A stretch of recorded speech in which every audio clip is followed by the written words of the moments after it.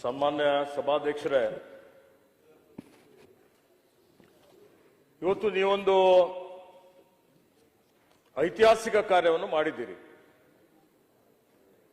ಬೆಳಗಾವಿ ಸುವರ್ಣ ವಿಧಾನಸೌಧದಲ್ಲಿ ವಿಶ್ವದ ಪ್ರಥಮ ಸಂಸತ್ತು ಅಂತೇಳಿ ಹೆಗ್ಗಳಿಕೆಗೆ ಪಾತ್ರವಾದಂಥದ್ದು,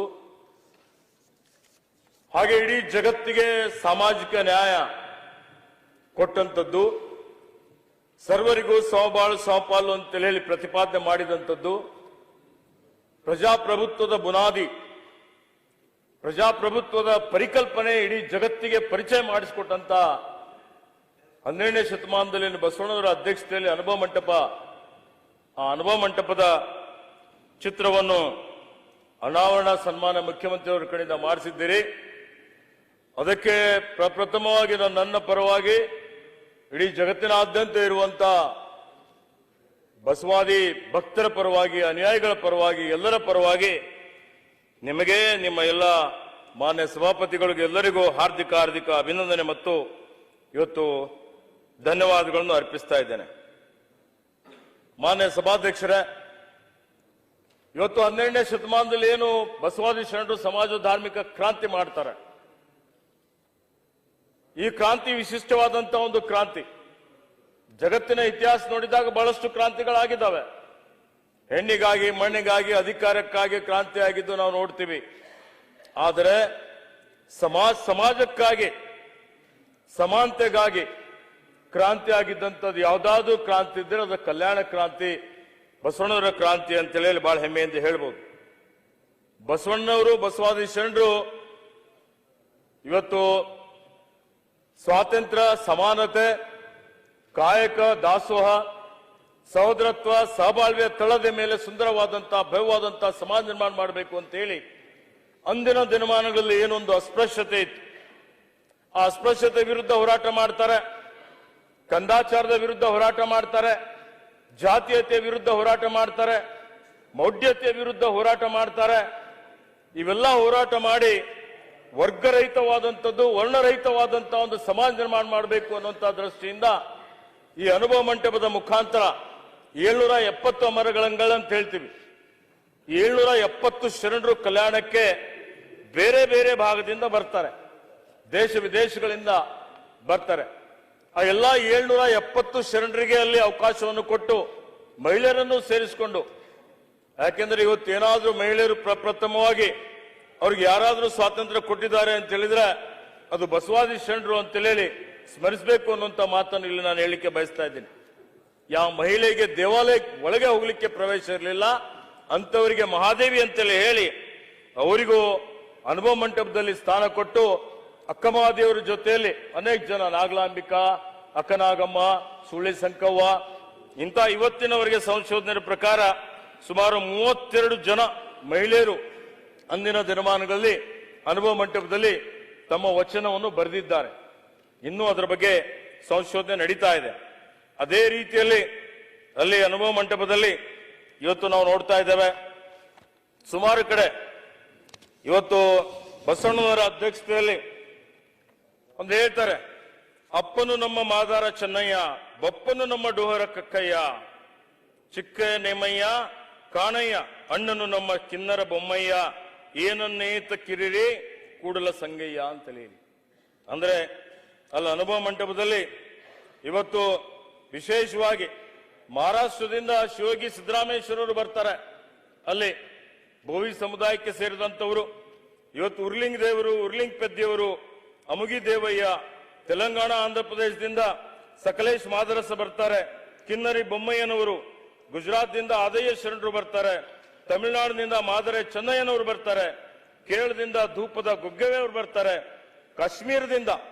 ಕಾಶ್ಮೀರದಿಂದ ಮಹಾದೇವ್ ಭೋಪಾಲ್ ಬರ್ತಾರೆ, ಅಫ್ಘಾನಿಸ್ತಾನದಿಂದ ಮರಳು ಶಂಕರ್ ದೇವರು ಬರ್ತಾರೆ. ಹಿಂಗ ಅನೇಕ ಏನು ಶರಣರುಗಳು, ಸುಮಾರು ಎಲ್ಲಾ ಶರಣರುಗಳು ಒಂದು ಕಡೆ ಸೇರಿ ಅಂದಿನ ದಿನಮಾನಗಳಲ್ಲಿ ಏನು ಸಮಾಜದಲ್ಲಿ ಬೇರೆ ಬೇರೆ ರೀತಿಯಲ್ಲಿ ಏನು ಅನಿಷ್ಟಗಳಿದ್ದವು, ಇವೆಲ್ಲ ಅನಿಷ್ಟಗಳು ಇವತ್ತು ನಿವಾರಣೆ ಮಾಡಿ ಸುಂದರವಾದಂತಹ ಒಂದು ಒಳ್ಳೆಯ ಸಮಾಜ ನಿರ್ಮಾಣ ಮಾಡಬೇಕು, ಜಾತಿ ರಹಿತವಾದಂತಹ ಸಮಾಜ ನಿರ್ಮಾಣ ಮಾಡಬೇಕು ಅನ್ನುವಂಥದ್ದು ಅವರ ಗುರಿಯಾಗಿತ್ತು ಅಂದಿನ ಕಾಲದಲ್ಲಿ. ಇವತ್ತಿಗೂ ಆಗ್ತಾ ಇಲ್ಲ. ಅವತ್ತು ಇವತ್ತು ಅಂತರ್ಜಾತಿ ವಿವಾಹ ಮಾಡುವಂಥದ್ದು, ಹರಳೆಯ ಮಧುವರಸರ ಮಕ್ಕಳಿಗೆ ಏನು ಲಾವಣ್ಯವತಿ ಶೀಲವಂತನ ಮದುವೆ ಮಾಡಿಸ್ತಾರೆ, ಅಂತರ್ಜಾತಿ ವಿವಾಹ. ಆ ಸಂದರ್ಭದಲ್ಲಿ ಅದು ಸಾಧ್ಯನೇ ಇರಲಿಲ್ಲ. ಅಂತ ಪರಿಸ್ಥಿತಿಯಲ್ಲಿನೂ ಇವತ್ತು ಅವರು ಮಾಡಿದಂಥದ್ದು ಅದೇ ಕಲ್ಯಾಣ ಕ್ರಾಂತಿಗೆ ಮೂಲ ಅಂತಲೇ ಹೇಳ್ಬೋದು. ಇವತ್ತು ಅವರು ಬರ್ತಾ ಇದ್ದಾಗ ಇವತ್ತು ಹರಳೇನವರು ಶರಣು ಅಂತ ಹೇಳಿದ್ರೆ ಬಸವಣ್ಣನವರು ಶರಣಾರ್ಥಿ ಅಂತ ಹೇಳ್ತಾರೆ. ಆ ಶರಣಾರ್ಥಿ ಅಂದರು ಅಂತೇಳಿ ಹೇಳಿ ಹರಳೇನವರು ಅವರ ಧರ್ಮಪತ್ನಿಯವರು ಅವರ ತೊಡೆಯ ಇವತ್ತು ಚರ್ಮವನ್ನು ತೆಗೆದು ಒಂದು ಅವರು ಜೋಡನ್ನು ಮಾಡ್ತಾರೆ. ಜೋಡನ್ನು ಮಾಡಿ ತಲೆ ಮೇಲೆ ಇಟ್ಕೊಂಡು ಬಸವಣ್ಣನವರಿಗೆ ಕೊಡ್ಲಿಕ್ಕೆ ಹೋಗಿದಾಗ ತಲೆ ಮೇಲೆ ಇಟ್ಕೊಂಡು ಇದು ಕೂಡಲ ಸಂಗಮಗೆ ಸೇರಿರ್ತದೆ ಅಂತ ಹೇಳ್ತಾರೆ, ಆ ದೇವರಿಗೆ ಸಲ್ತದೆ ಅಂತ ಹೇಳಿ ವಾಪಸ್ ಬರ್ತಾ ಇದ್ದಾಗ ಇವತ್ತೇನು ಮಧುವರಸರು ಬ್ರಾಹ್ಮಣರಾಗಿರ್ತಾರೆ, ಅವರು ಚೇಷ್ಟೆ ಮಾಡ್ಲಿಕ್ಕೆ ನಾನು ಹಾಕೋತೀನಿ ಅಂತ ಹೇಳಿ ಕಸ್ಕೊಳ್ಳಿಕ್ಕೆ ಪ್ರಯತ್ನ ಮಾಡ್ತಾರೆ. ಅವ್ರು ಪ್ರಯತ್ನ ಮಾಡಿದಂತ ಸಂದರ್ಭದಲ್ಲಿ ಅವ್ರ ಕಾಲೆಲ್ಲ ಉರಿ ಆಗ್ತದೆ. ಹರಳೇನವರು ಚಿಮ್ಮಿಸಿದಂತ ನೀರಿನಿಂದ ಅದು ಕಡಿಮೆ ಆಗ್ತದೆ, ಅವರು ಬದಲಾಗ್ತಾರೆ, ಶರಣರಾಗ್ತಾರೆ. ಶರಣರಾಗ ಅನುಭವ ಮಂಟಪಕ್ಕೆ ಹೋಗ್ತಾರೆ. ಅನುಭವ ಮಂಟಪಕ್ಕೆ ಹೋಗಿದ್ಮೇಲೆ ಅಂತರ್ಜಾತಿ ವಿವಾಹ ಆಗ್ತದೆ. ಅದಾದ್ಮೇಲೆ ಶರಣರ ಮೇಲೆ ಬಿಜ್ಜಳ ರಾಜ ಕೆಲವೊಂದು ಕೊಂಡಿ ಮಿಂಚಣ್ಣ ತರ ಇರ್ತಾರಲ್ಲ, ಅವರೆಲ್ಲ ಇದು ಪಾಪ ಆಯ್ತು, ಹಂಗೆ ಆಯ್ತು, ಹಿಂಗೆ ಆಯ್ತು ಅಂತೇಳಿ ಎಳೆಹುಟ್ಟಿ ಶಿಕ್ಷೆ ಆಗ್ತದೆ. 5 ಜನ ಹುತಾತ್ಮರಾಗ್ತಾರೆ. ಇವತ್ತು ಆ ಒಂದು ಕಲ್ಯಾಣ ಕ್ರಾಂತಿ ಇವತ್ತು ಮಾನ್ಯ ಸಭಾಧ್ಯಕ್ಷರೇ, ಇವತ್ತಿನ ಕಾಲದಲ್ಲಿ ಹಿಂದೆ ಯಾವ ರೀತಿಯಲ್ಲಿ ಅನ್ಯಾಯ ಅನೀತಿಗಳಿದ್ದು ಇದೇ ಇವತ್ತು ಬೇರೆ ಬೇರೆ ರೀತಿಯಲ್ಲಿ ಇವತ್ತು ನಾವು ನೋಡ್ತಾ ಇದ್ದೀವಿ. ಇವತ್ತಿಗೆ ಏನು ವಚನ ಸಾಹಿತ್ಯ ಇದೆ, ಸುಮಾರು ಇವತ್ತು 157 ಜನ ಇವತ್ತು ವಚನವನ್ನು ಬರೆದಿದ್ದಾರೆ 776 ಶರಣರಲ್ಲಿ, ಇಲ್ಲಿವರೆಗೆ ಸಂಶೋಧನೆ ಮಾಡಿದ ಪ್ರಕಾರ. ಇದಕ್ಕೆ ಮಾನ್ಯ ಸಭಾಧ್ಯಕ್ಷರೇ, ಇವತ್ತು ಇದೇ ಸಂದರ್ಭದಲ್ಲಿ ನಮ್ಮ ಬಸವ ಕಲ್ಯಾಣದ, ನಾನು ಬೀದರ್ನಿಂದ ಬಂದವನಾಗಿದ್ದೇನೆ, ಬಸವ ಕಲ್ಯಾಣದಲ್ಲಿ ಇವತ್ತು ನೂತನವಾದಂತಹ ಒಂದು ಅನುಭವ ಮಂಟಪ ನಿರ್ಮಾಣ ಆಗ್ತಾ ಇದೆ. ಇದಕ್ಕೂ ಬಹಳ ದೊಡ್ಡ ಇತಿಹಾಸ ಇದೆ.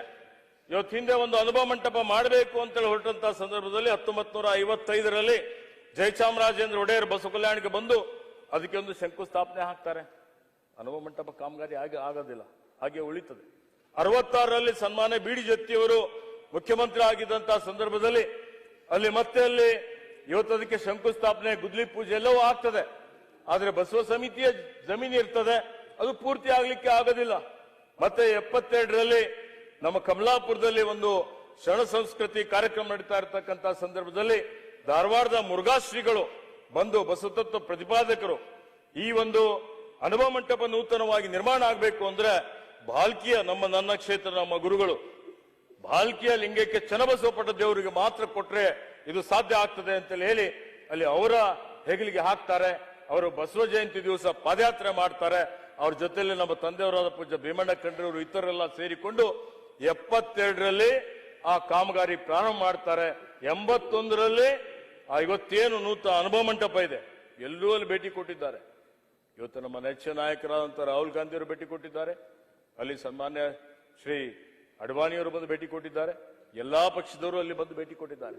ಅದಕ್ಕೆ ಮಾನ್ಯ ಸಭಾಧ್ಯಕ್ಷರೇ, ಅವತ್ತು ಲಿಂಗೈಕ್ಯ ಏನು ಅವತ್ತು ನಮ್ಮ ಲಿಂಗಾಕಾರದ ಅನುಭವ ಮಂಟಪ ಒಂದೇ ರಾತ್ರಿ ಆಗ್ಬೇಕು ಅಂದ್ರೆ ರಾತ್ರಿ 12 ಗಂಟೆ ನಂತರ ಕೂಲಿ ಕಾರ್ಮಿಕರು ಹೋದ್ರು, ಕಲ್ಲು ಮಣ್ಣು ಎಲ್ಲ ಹೊತ್ತಿ ಅನುಭವ ಮಂಟಪ ನಿರ್ಮಾಣ ಆಗ್ತದೆ. ಅದಾದ ಮೇಲೆ 2002ರಲ್ಲಿ ನಮ್ಮೆಲ್ಲರ ಬೇಡಿಕೆ ಇರ್ತದೆ, ಬಸವ ಕಲ್ಯಾಣ ಅಭಿವೃದ್ಧಿ ಆಗ್ಬೇಕು, ಜಗತ್ತಿಗೆ ಮಾದರಿ ಆಗ್ಬೇಕು ಅಂತ ಹೇಳಿ ಆ ಸಂದರ್ಭದಲ್ಲಿ ಇವತ್ತು ಮಾನ್ಯ ಎಸ್ ಎಂ ಕೃಷ್ಣ ಅವರು ಮುಖ್ಯಮಂತ್ರಿ ಇದ್ದಂತಹ ಸಂದರ್ಭದಲ್ಲಿ ಬಸವ ಕಲ್ಯಾಣ ಅಭಿವೃದ್ಧಿ ಪ್ರಾಧಿಕಾರ ರಚನೆ ಆಗ್ತದೆ. 2004ರಲ್ಲಿ ಸನ್ಮಾನ್ಯ ಮುಖ್ಯಮಂತ್ರಿ ಧರ್ಮಸಿಂಗ್ ರವರು ಇದ್ದಾಗ ಶಾಸನದಲ್ಲಿ ವಿಧಾನಸಭೆಯಲ್ಲಿ ಅದು ಅನುಮೋದನೆ ಆಗ್ತದೆ. 2004ರ ನಂತರದಲ್ಲಿರುವಂತಹ ಗುಹೆಗಳ ಇವತ್ತು ಅಭಿವೃದ್ಧಿ ಕೆಲಸ ನಡೀತಾ ಇರ್ತದೆ. ಅದಾದ ಮೇಲೆ ಇವತ್ತು 2016-17ರಲ್ಲಿ ಮಾನ್ಯ ಸಿದ್ದರಾಮಯ್ಯಜಿಯವರು ಮುಖ್ಯಮಂತ್ರಿ ಆಗಿದ್ದಂತಹ ಸಂದರ್ಭದಲ್ಲಿ ಇವತ್ತು ನಾನು ಅವತ್ತು ಅದೃಷ್ಟವಶಾತ್ ಉಸ್ತುವಾರಿ ಸಚಿವನಾಗಿದ್ದೆ. ನೂತನ ಅನುಭವ ಮಂಟಪ ಮಾಡಬೇಕು ಅಂತ ಬಹಳ ಜನರ ಒಂದು ಉದ್ದೇಶ ಇದೆ, ಆ ಪರಿಕಲ್ಪನೆ ಆಗಬೇಕು ಅಂತ ಹೇಳಿದಾಗ ಅವರು ಅದಕ್ಕೆ ಸಮ್ಮತಿಯನ್ನು ಸೂಚಿಸಿ ಗೋರು ಚನ್ನಬಸಪ್ಪನವರ ಅಧ್ಯಕ್ಷತೆಯಲ್ಲಿ ಒಂದು ತಜ್ಞರ ಸಮಿತಿ ರಚನೆ ಮಾಡಿ ಇವತ್ತು 2018ರ ಅವರ ಇವತ್ತು ನಮ್ಮ ಸರ್ಕಾರದ ಕೊನೆ ಗಳಿಗೆಯಲ್ಲಿ ಆಯವ್ಯಯದಲ್ಲಿ ಘೋಷಣೆ ಮಾಡ್ತಾರೆ 100 ಕೋಟಿ ರೂಪಾಯಿ ಅನುಭವ ಮಂಟಪ ನಿರ್ಮಾಣಕ್ಕೆ ಕೊಟ್ಟು ಮಾಡ್ತೀವಿ ಅಂತ ಹೇಳಿ ಗೋರು ಚನ್ನಬಸಪ್ಪನವರು 650 ಕೋಟಿ ರೂಪಾಯಿ ಅನುಭವ ಮಂಟಪದ ಪರಿಕಲ್ಪನೆ ನಿರ್ಮಾಣ ಮಾಡಬೇಕು ಅನ್ನುವಂಥದ್ದು ವರದಿಯನ್ನು ಕೊಡ್ತಾರೆ. ಆ ವರದಿ ಮಾನ್ಯ ಸಿದ್ದರಾಮಯ್ಯಜಿಯವರು ಒಪ್ಪಿಸ್ಕೊಳ್ತಾರೆ. ಅದು ಒಪ್ಪಿದ ಮೇಲೆ ಸರ್ಕಾರ ಬದಲಾವಣೆ ಆಗ್ತದೆ. ಬದಲಾವಣೆ ಆದ್ಮೇಲೆ ನೂತನ ಮಂಟಪಕ್ಕೆ ವಿನ್ಯಾಸ ಆಗ್ತದೆ. ಅದಾದ್ಮೇಲೆ ಹಿಂದೆ ಬಂದಂತಹ ಸರ್ಕಾರದಲ್ಲಿ ಮಾನ್ಯ ಯಡಿಯೂರಪ್ಪನವರು 200 ಕೋಟಿ ರೂಪಾಯಿ ಮಂಜೂರಾತಿ ಮಾಡಿ ಪ್ರಾರಂಭ ಆಗ್ತದೆ. ಅದಾದ್ಮೇಲೆ ಈಗ ನಮ್ಮ ಸರ್ಕಾರ ಬಂದ ಮೇಲೆ ಇವತ್ತದಕ್ಕೆ ಮತ್ತೆ ಮಾನ್ಯ ಸಿದ್ದರಾಮಯ್ಯಜಿಯವರು 100 ಕೋಟಿ ರೂಪಾಯಿ ಕೊಟ್ಟು ಈಗ 628 ಕೋಟಿ ರೂಪಾಯಿಗೆ ಯೋಜನೆ ಆಗಿದೆ. ಅದಕ್ಕೆ ಪರಿಷ್ಕೃತ 740 ಕೋಟಿ ರೂಪಾಯಿಯಲ್ಲಿ 770 ಕಂಬದ ಮೇಲೆ ಎಲ್ಲಾ ಶರಣರ ವಚನಗಳಲ್ಲಿ ಬರೆದು ಬಹಳ ವಿಶೇಷವಾಗಿ ಅಲ್ಲಿ ನಾಳೆ ಮುಂದೆ ಬರುವಂತಹ ದಿನಮಾನಗಳಲ್ಲಿ ಒಂದು ಅಧಿವೇಶನ ಸಹಿತ ಬಸವ ಕಲ್ಯಾಣದಲ್ಲಿ ನಡೆಸಬಹುದು ಅನ್ನುವಂತ ಮಾತನ್ನು ನಾನು ತಮಗೆ ಹೇಳಲಿಕ್ಕೆ ಬಯಸ್ತಾ ಇದ್ದೇನೆ. ಮಾನ್ಯ ಸಿದ್ದರಾಮಯ್ಯನವರು ಅವರು ಸಂಕಲ್ಪ ಮಾಡಿದ್ದಾರೆ.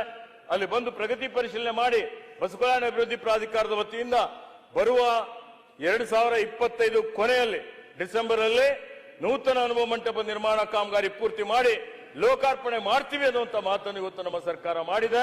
ಅದಕ್ಕೆ ಬದ್ಧವಾಗಿ ಸರ್ಕಾರ ನೂತನ ಅನುಭವ ಮಂಟಪ ನಿರ್ಮಾಣ ಮಾಡ್ತದೆ ಅನ್ನುವಂತ ಮಾತನ್ನು ಇಲ್ಲಿ ನಾನು ಹೇಳಿಕೆ ಬಯಸ್ತಾ ಇದ್ದೇನೆ. ಅದಕ್ಕೆ ಮಾನ್ಯ ಸಭಾಧ್ಯಕ್ಷರೇ, ಇವತ್ತು ನಾವು ನೋಡ್ತಾ ಇದೀವಿ ಇದು ಯಾಕೆ ಅವಶ್ಯಕತೆ ಇದೆ ಅಂತ ಹೇಳಿದ್ರೆ, ಇವತ್ತೇನು ಜಗತ್ತಿನಾದ್ಯಂತ ನಾವು ನೋಡ್ತಾ ಇದ್ದೀವಿ ಬಹಳ ಆತಂಕ ಪಡುವಂತ ಇವತ್ತು ಆತಂಕಕಾರಿ ವಿಷಯಗಳಿದ್ದಾವೆ. ಇವತ್ತಿಗೂ ಸಮಾಜದಲ್ಲಿ ಜಾತೀಯತೆ ಇದೆ, ಧರ್ಮಾಂಧತೆ ಇದೆ, ಅಸ್ಪೃಶ್ಯತೆ ಇದೆ, ಶೋಷಣೆ ಇದೆ, ಮಹಿಳೆಯರ ಮೇಲೆ ಮಕ್ಕಳ ಮೇಲೆ ಅನ್ಯಾಯ ಅತ್ಯಾಚಾರ ದೌರ್ಜನ್ಯ ಆಗ್ತದೆ. ಇವತ್ತಿಗೂ ನಾವು ನೋಡ್ತಾ ಇದ್ದೀವಿ ಜಾತಿವಾದಿಗಳು ಹುಚ್ಚೆದ್ದು ಕುಣಿತಾ ಇದ್ದಾರೆ. ನಮ್ಮ ಕಣ್ಣೆದುರುಗಡೆ ನೋಡ್ತಾ ಇದ್ದೀವಿ. ಇವತ್ತಿಗೂ ನಾವು ನೋಡ್ತಾ ಇದ್ದೀವಿ ಜಾತಿಗಳಲ್ಲಿ ಧರ್ಮಗಳಲ್ಲಿ ಒಡೆದಾಳುವ ನೀತಿ ಅನುಸರಿಸಿ ಇವತ್ತು ಸಮಾಜದ ಸ್ವಾಸ್ಥ್ಯ ಏನಿದೆ ಹಾಳು ಮಾಡುವಂತ ಪ್ರಯತ್ನ ನಡೀತಾ ಇದೆ. ಸಮಾಜದಲ್ಲಿ ಒಂದು ರೀತಿಯಲ್ಲಿ ಇವತ್ತು ನಾವು ಬೇರೆ ಬೇರೆ ಅನ್ನುವಂತ ಒಂದು ಭಾವನೆ ದಿನೇ ದಿನೇ ಬರ್ತಾ ಇದೆ. ಇದು ಪ್ರಜಾಪ್ರಭುತ್ವಕ್ಕೆ ಮಾರಕವಾದಂಥದ್ದು, ಇದು ಇವತ್ತು ಸ್ವಾತಂತ್ರ್ಯಕ್ಕೆ ಮಾರಕವಾದಂಥದ್ದು, ಸಂವಿಧಾನಕ್ಕೆ ಮಾರಕವಾದಂಥದ್ದು. ಯಾಕೆಂದ್ರೆ ಏನು ಬಸವಣ್ಣನವರು ಹೇಳಿದ್ದಾರೆ ಅದನ್ನೇ ಇವತ್ತು ಬಾಬಾ ಸಾಹೇಬ್ ಅಂಬೇಡ್ಕರ್ ಅವರು ಸಂವಿಧಾನದಲ್ಲಿ ಅಳವಡಿಸಿದ್ದಾರೆ. ಅದೇ ವಿಶ್ವಸಂಸ್ಥೆ ಹೇಳ್ತದೆ, ಅದೇ ಮಾನವ ಹಕ್ಕುಗಳು ಹೇಳ್ತವೆ. ಅದಕ್ಕೆ ಇವತ್ತೇನು ಯಾವ ರೀತಿಯಲ್ಲಿ ಜಾತಿವಾದಿಗಳು ಇವತ್ತು ನಾವು ನೋಡ್ತಾ ಇದ್ದೇವೆ, ಒಂದು ಸಮುದಾಯವನ್ನು ಗುರಿಯನ್ನಾಗಿಟ್ಟುಕೊಂಡು ಅವರ ವಿರುದ್ಧ ನಿರಂತರವಾಗಿ ಇವತ್ತು ಅವರಿಗೆ ಮುಖ್ಯವಾಹಿನಿಯಿಂದ ಬೇರ್ಪಡಿಸುವಂತಹ ಪ್ರಯತ್ನ ನಡೀತಾ ಇದೆ. ಅದರ ವಿರುದ್ಧನೂ ಬಸವ ತತ್ವವಾದಿಗಳು ಹೋರಾಟ ಮಾಡುವಂತಹ ಸಮಯ ಬಂದಿದೆ. ಅದಕ್ಕೆ ಇವತ್ತು ನಾನು ತಮಗೆ ಹೇಳಿಕೆ ಬಯಸ್ತಾ ಇದ್ದೇನೆ. ಇವತ್ತು ನಾನು ಮುಗಿದ ಮೇಲೆ ಮಾತಾಡಿ. ಇವತ್ತು ನಾವು ನೋಡ್ತಾ ಇದ್ದೇವೆ ಯಾವ ರೀತಿಯಲ್ಲಿ ಇವತ್ತು ಮಾನ್ಯ ಸಭಾಧ್ಯಕ್ಷರೇ ಇವತ್ತು ಯಾವ ಬಸವಣ್ಣನವರಿಗೆ ಪೂರ್ತಿ ಮಾತಾಡಿದ್ಮೇಲೆ ಮಾತಾಡಿ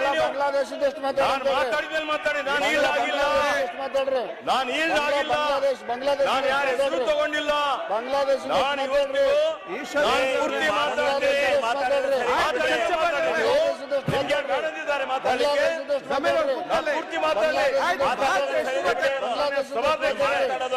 ಇವತ್ತಿಗೂ ನೋಡಿ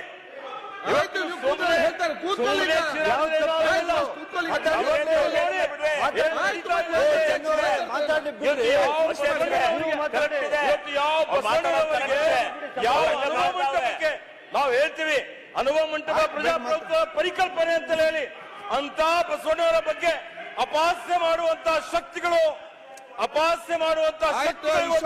ನೋಡಿ ಈಗ ಮಾಡಿ ಬಸವಣ್ಣನವರಿಗೆ ಅವಮಾನ ಮಾಡುವಂತಹ ರೀತಿಯಲ್ಲಿ ಮಾತಾಡ್ತಾರೆ. ಅವಮಾನ ಮಾಡಿದವರಿಗೆ ಏನ್ ಶಿಕ್ಷೆ ಕೊಡ್ತೀರಿ? ಅವಮಾನ ಮಾಡಿದ್ದವರ ಬಗ್ಗೆ ಬಸವಣ್ಣವರ ಬಗ್ಗೆ ಹೇಳಿದ ಬಗ್ಗೆ ಮಾತಾಡ್ಲಿಕ್ಕೆ ಆಗುತ್ತಾ ನಿಮಗೆ? ಅದ್ರ ಬಗ್ಗೆ ಮೌನವಾಗಿ ಮೌನ ಸಮ್ಮತಿ ಲಕ್ಷಣ ಐತೆ. ಅವ್ರು ಯಾರೇನು ಮೌನದಲ್ಲಿ ಕೂತಿದ್ದಾರೆ ಅದೇನ್ ತೋರಿಸ್ಕೊಡ್ತದೆ ಅಂದ್ರೆ ನೀವು ಬಸವ ತತ್ವ ವಿರೋಧಿಗಳು, ನೀವು ಬಸವ ತತ್ವ ವಿರೋಧಿಗಳು. ಚುನಾವಣೆಯಲ್ಲಿ ಬಸವಣ್ಣವ್ರ ಹೆಸರು ಯಾಕೆ ತಗೊಳ್ತೀರಿ? ಆಯ್ತು, ಚರ್ಚೆ ನಮ್ಗೆ ಬಸವಣ್ಣವರಿಗೆ ಸಂಬಂಧವಿಲ್ಲ ಅಂತ ಹೇಳಿ ಓಪನ್ ಆಗಿ ಚರ್ಚೆ ಬೇಡ. ಮೌಲ್ಯಗಳ ಬಗ್ಗೆ ಆಲೋಚನೆ ಮಾಡ್ತೀರಿ, ಸಂವಿಧಾನದ ಬಗ್ಗೆ ಆಲೋಚನೆ ಮಾಡ್ತಾರೆ, ಚರ್ಚೆ ಮಾಡಿ ಟೀಕೆನೂ ಮಾಡಲ್ಲ, ಏನೇನೋ ಹೇಳಿಕೆನೂ ಕೊಡಲ್ಲ, ಏನೇನೋ ಪುಷ್ಟಿ ಕೊಡ್ತೀರಿ, ಚರ್ಚೆ ಇಲ್ಲಿ ಬಂದು ಬಸವಣ್ಣವ್ರ ಬಗ್ಗೆ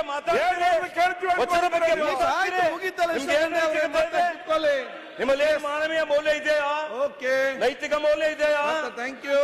ಅದಕ್ಕೆ ಮಾನ್ಯ ಸಭಾಧ್ಯಕ್ಷರೇ, ಇವತ್ತು ಈ ಶಕ್ತಿಗಳ ಬಗ್ಗೆ ಅಂತವ್ರು ಯಾರಿದ್ದಾರೆ ನಾನು ಅವ್ರು ಇವ್ರು ಅಂತ ಹೇಳಿಲ್ಲ. ನಿಮ್ಗೆ ಯಾಕೆ ಆಗ್ತಾ ಇದೆ? ಇವತ್ತು ಈಶ್ವರ್ ಕುಂಬಳಕಾಯಿ ಖಂಡ್ರೆ ಕಲ್ಲ ಅವರೇ, ಅಂದ್ರೆ ಇಲ್ಲಿ ಯಾಕಂದ್ರೆ ನೀವು ಒಪ್ಕೊತಾ ಇದ್ದೀರಲ್ಲ, ಮಂತ್ರಿ ನಿಮ್ಗೆ ಯಾಕೆ ಹತ್ತಾ ಇದೆ ಇದು? ಈಶ್ವರ್ ನಿಮ್ಮ ಹೆಸರು ಖಂಡ್ರೆ- ತಗೊಂಡಿದ್ದೀರಾ? ಈಶ್ವರ್ ಖಂಡ್ರೆ ಅವರೇ. ನಿಮ್ಮ ಪಕ್ಷದ ಹೆಸರು ತಗೊಂಡಿದ್ದೀರಾ? ನಿಮ್ಮ ಈಶ್ವರ್ ಪಕ್ಷ ಖಂಡ್ರೆ ಹೆಸರು ಅವರೇ. ತಗೊಂಡಿಲ್ಲ ನಾನು. ಈಶ್ವರ್- ನಿಮ್ಮ ಹೆಸರು ತಗೊಂಡಿಲ್ಲ ನಾನು. ಈಶ್ವರ್ ಖಂಡ್ರೆ ಮತ್ತೆ ಅವರೇ. ಎದ್ದು ನಿಲ್ತೀರಲ್ಲ ನೀವು. ನೋಡಿ ಅದಕ್ಕೆ ನಾನು ಇಲ್ಲಿ ಕೇಳಿ. ಸನ್ಮಾನ್ಯ ನಾನು ಇಲ್ಲಿ ಸಭಾಧ್ಯಕ್ಷರೇ, ಒಂದು ನಿಮಿಷ. ಆ ನಾನು ಇಲ್ಲಿ ಭಾಗದಲ್ಲಿ ಕೇಳಿ. ಸಭಾಧ್ಯಕ್ಷರೇ ಈಶ್ವರ್ ಖಂಡ್ರೆ ಅವರೇ. ಕೂತಿದ್ದಾರೆ ಪಾಪ. ಈಶ್ವರ್ ಖಂಡ್ರೆ ನಾನು ಇಲ್ಲಿ ಅವ್ರಿಗೆಲ್ಲ ಕೇಳಿ.